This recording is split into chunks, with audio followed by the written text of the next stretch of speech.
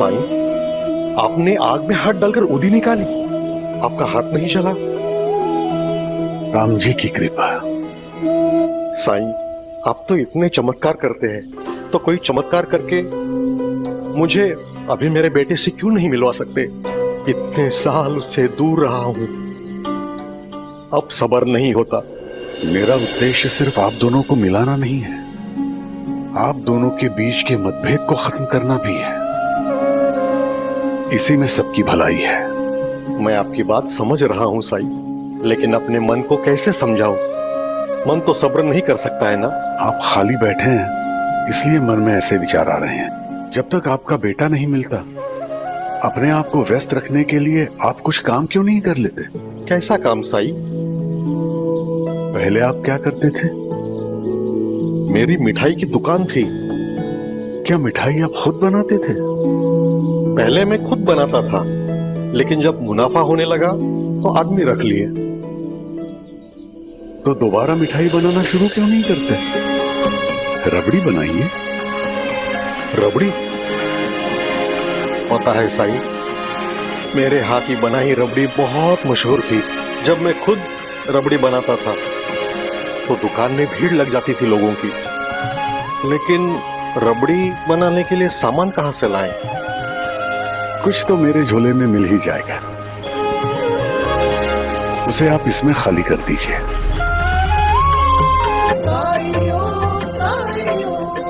बस बस, इतना ही है। साईं, गुड़ तो मिल गया, अब दूध का क्या?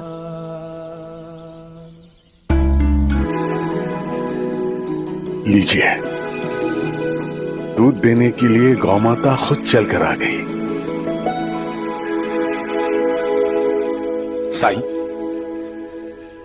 तात्या ने कहा आपने बुलाया है। बैठिए पाटिल जी, आपको बुलाने का कारण जल्द ही समझ आ जाएगा। साईं, पूरी बाल्टी भर के दूध मिल गया।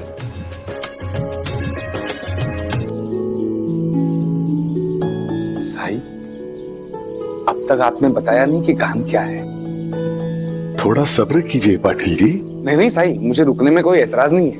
बस मैंने गोपीनाथ को कहा था कि मैं उसके साथ राहता चलूंगा, तो वो इंतजार कर रहा होगा, इसलिए बस थोड़ी देर और। साईं, साईं, मेरी क्या गलती है? क्या पाप किए हैं मैंने इतना परेशान हो रहा हूँ? सारे दुख मुझ पर ही क्यों टूट रहे हैं साईं? केवल सबके जीवन में सुख और दुख आते हैं। जब दुख आते हैं तो हम सोचते हैं कि सारे के सारे दुख हमें ही मिल रहे हैं, कारण समझ नहीं आता। लेकिन जब इंसान खुश होता है तो ये नहीं सोचता कि मुझे इतनी खुशियां क्यों मिल रही है। सोचता है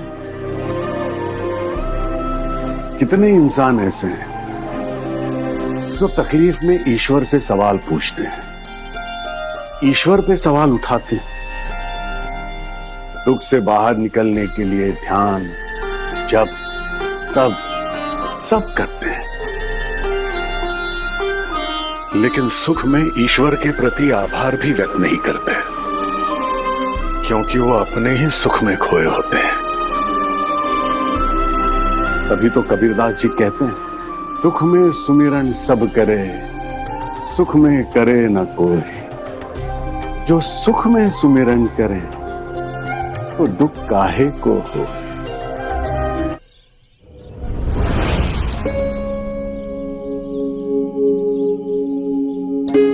अरे आइए आइए पंडित जी, आइए। रामकिशन जी, मंदिर में दिवाली पूजा है, उसके लिए मिठाई दे दीजिए, भोग लगाना है। अरे पंडित जी को पहले मिठाई देना। त्योहार के कारण बिक्री अधिक होगी तो आपको काम भी बहुत होता होगा, इसीलिए तो हर काम के लिए लड़के रखे हैं। लेकिन पहले आप हमेशा महालक्ष्मी जी की पूजा के लिए खुद अपने हाथों से रबड़ी बनाते थे और महालक्ष्मी जी को प्रसाद चढ़ाते थे। उन्हीं की कृपा से आप इतने बड़े हलवाई बने हैं। अब कभी क्यों नहीं खुद अपने हाथों से मिठाई बनाते? पंडित जी, अब मैं हलवाई नहीं, मिठाई की दुकान का मालिक हूं। ये छोटे मोटे काम मैं नहीं करता। लेकिन लोगों को आपके हाथ की मिठाई पसंद है और भगवान को भी। अगर अच्छी लगती तो भगवान मुझे ऐसा मनहूस बेटा नहीं देता। जब से आया है पूरा ही बुरा हो रहा है। जी करता है उसे उठा के घर से बाहर फेंक दूं। उसके होते हुए अगर मिठाई बनाऊंगा ना तो वो भी खराब ही बनेगी। रामकृष्ण, देखिए पंडित जी, आपको भोग के लिए मिठाई चाहिए कि नहीं, आपसे और बातें नहीं कर सकता। आपके पीछे और भी ग्राहक खड़े हैं। भगवान आपको सद्बुद्धि दे।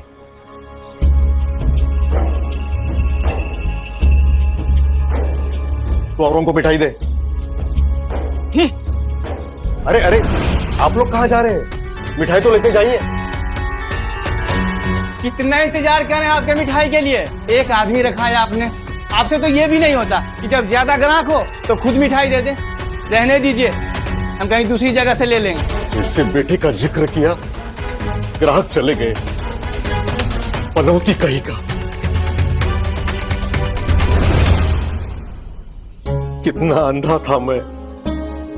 ईश्वर का दिया कितना कुछ था मेरे पास, लेकिन अपनी घमंड के वजह से सब खो दिया और मैंने उसका दोष अपने बेटे को दिया।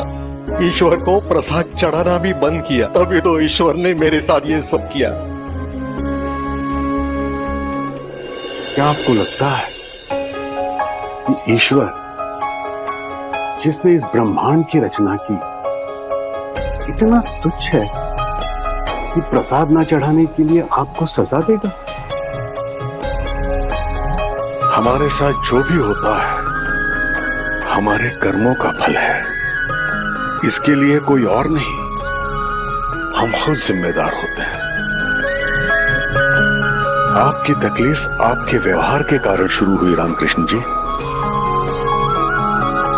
पत्नी के देहांत के बाद न तो आपने काम में मन लगाया, न ही बेटे को पालने में। आप में जो दयाशीलता थी वो छोड़कर आप स्वार्थी बन गए। अपने बेटे के ही प्रति नहीं, अपने ग्राहकों के प्रति भी। इसीलिए ये सब हुआ। आपके गुस्से के कारण आपका बेटा सहमा सहमा रहने लगा और गलतियां करने लगा। आपके रवैये के कारण ही आपका धंधा चौपट हो गया। रामकृष्ण जी, आप तभी संभल जाते तो ये मुश्किलें बहुत जल्द कम हो जाती। हाँ साईं, अब समझ में आ रहा है। एक एक गलती साफ नजर आ रही है। आज से मेरे दिल में सिर्फ प्रेम और दया की भावना रहेगी। मैं काम करूंगा, मैं मिठाई बनाऊंगा, लेकिन व्यापार के लिए नहीं, ईश्वर को चढ़ाने के लिए और गरीबों में बांटने के लिए। मैं सबका भला देखूंगा तो ईश्वर भी मेरा भला देखेंगे।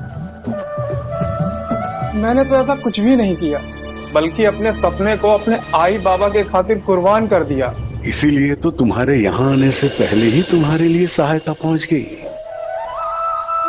पाटिल जी, गोपीनाथ को क्या काम है? साई, गोपीनाथ के घर की हालत बहुत खस्ता हो गई है, तो वो एक बड़ा और नया घर बनाना चाहता है। इसलिए किसी वास्तुकार से मिलने जाना है। केवल भी तो वास्तुकार है और बहुत अच्छा वास्तुकार। आप गोपीनाथ से कहिए कि इसे एक मौका दे। जी साई, मैं गोपीनाथ को बोल दूंगा। बड़ी बड़ी इमारतें बनाने के लिए शुरुआत कहीं से तो करनी होगी।